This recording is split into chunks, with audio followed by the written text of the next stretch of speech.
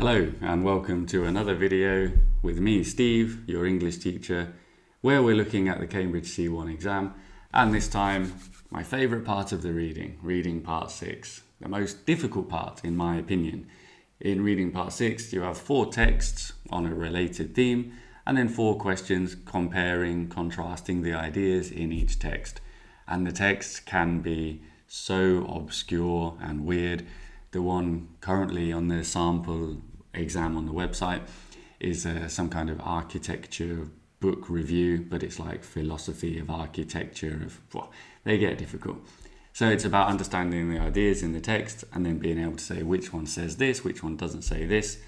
And again, reading comprehension skills in general. And we're going to go through some of the skills you need, some of the ways you can do this in this video.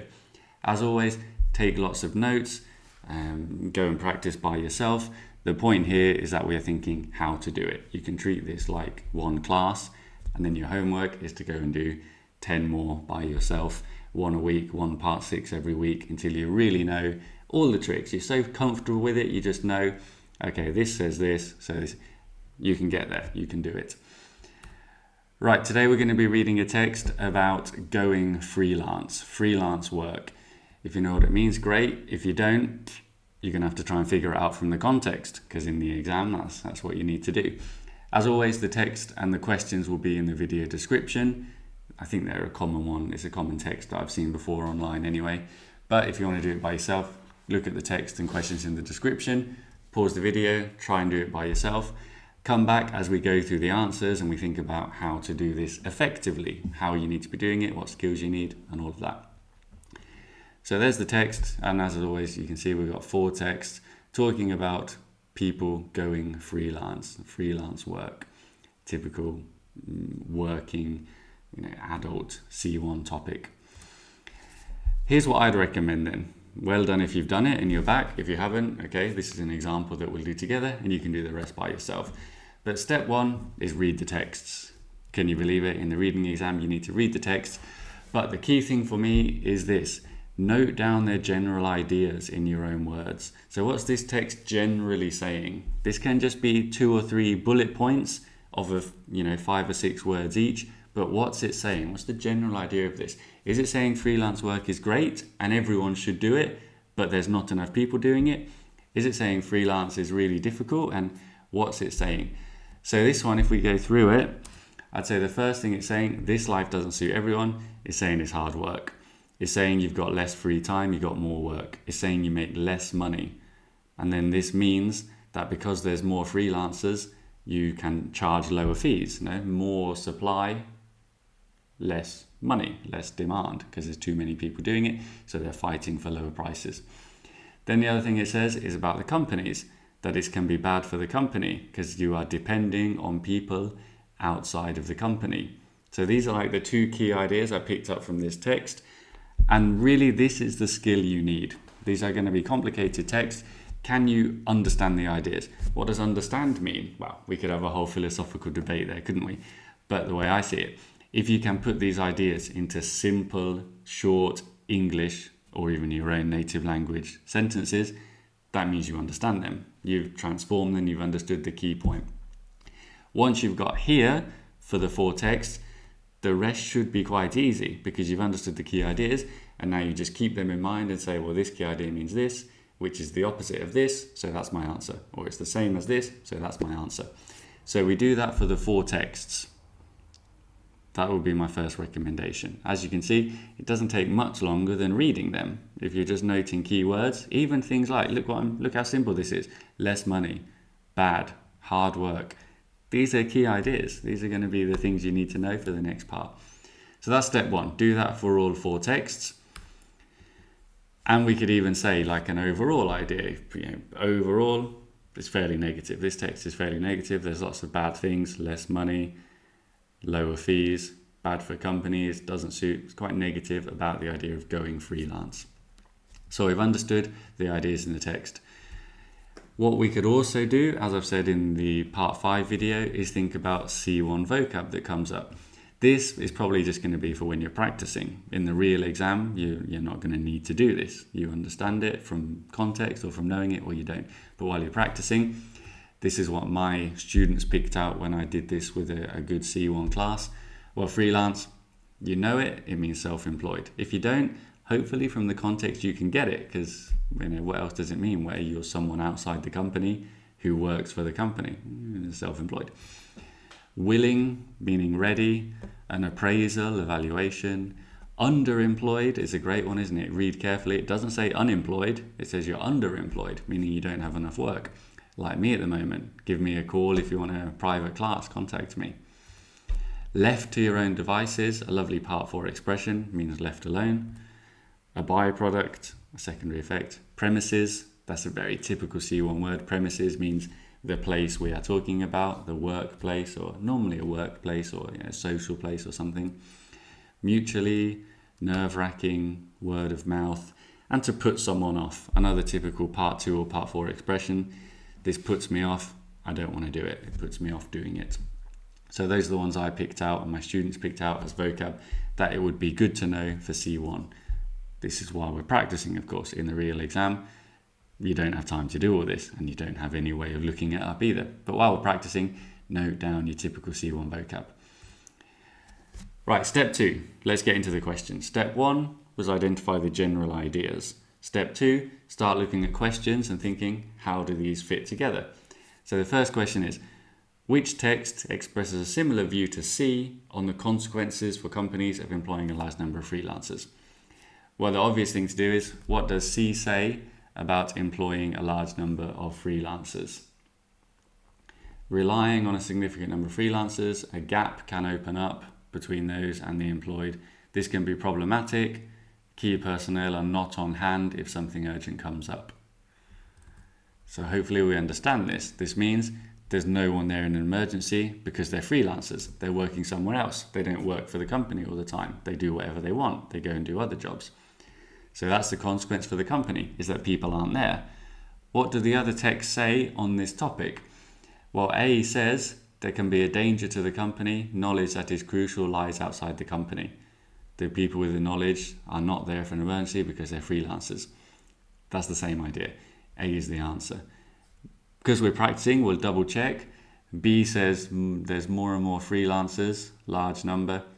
This is good. It gives them flexibility. So saying it's good, but this was saying it can be problematic. Good does not mean problematic.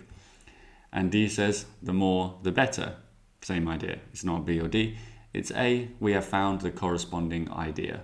And that's what you need to do. Find the corresponding idea and the general meaning of that idea, and you get your 2 marks. Well done if you got it. We do the same thing 3 more times. Which one is different about the desirability of an increase in the number of people becoming freelancers? So we need to go through and find what they say. And we can do this the same way. More people becoming freelancers in A. This is... Oh, it was about the fees, wasn't it? I haven't found it, but I remember it. Rise in the number of freelancers can drive down fees. That's not very good. More competition means less money. Sad face. The other ones, B, as we said, that means flexibility. Flexibility is generally good. People like to be flexible. C, big advantages for everyone involved. That's the quote from the text. That's good. Advantages means good. And D, better also means good. They're all more positive. Obviously, A has a different view. It's talking about the problems of the increase in number. The others all give more positive points. So again, understanding the general idea. Question 3, the same as B on the attitude of employed people. Well, let's do the same thing. What does B say about the attitude of employed people? A lot of employed people don't see things that way at all. They assume freelancers have an easy life. They can pick and choose what they do because they're completely free. It's in the name, freelancer. So they're saying, oh, they're very lucky. They can do any work they want. It's an easy life. So we can understand this general idea that they think they've got an easy life and it's a very nice life, and they don't have a very good attitude about it. It's not a friendly attitude. Well, A, how do they see them? Totally different breed, a different type of person. Breed, means almost like a race when we talk about dogs and things. Doing something they couldn't or wouldn't want to do. That's not the same, is it? This is saying it's something difficult and It's not an easy life. C, employed people envy freelancers, their perceived freedom compared to their own situation. Now that sounds more similar, isn't it? Free, easy life, pick and choose. Envying them, a bit more of a negative attitude and saying, oh, you are better than me. Envy, to be jealous. To envy someone, something, is a possible difficult English structure. And D, they can become bored and demotivated compared to them. Well, it's negative, but it doesn't mention this idea of having lots of freedom. So C is the correct answer. Definitely the best answer, C. And the last one is that other type of question. Which one is the odd one out? And this one is about how freelancers can control their success. So again, let's go back to the text. Take your time. If you need to pause, if you need to replay the video to follow me in these ideas, please make sure you're understanding everything I'm saying, giving it all your attention. That's what you need to do in the exam. How do you get successful as a freelancer? To make a real go of it, that means to be successful, you need to work harder than a typical employee. So A says you need to work hard. You can control it. You control it by working hard. B says to do well, you need to be highly disciplined and organized, hardworking, reliable. This is the same idea, isn't it? So A and B, we can eliminate them because they're the same. So we already know it can't be A and B because they say to control how successful you are, work hard. C, what does C say? Takes effort, and the equation is one of effort and reward. Your income depends on how hard you are prepared to work. They are all saying the same thing, these first three. So it looks like we found our answer. Hopefully when you find the relevant part, you can understand that. What does D say?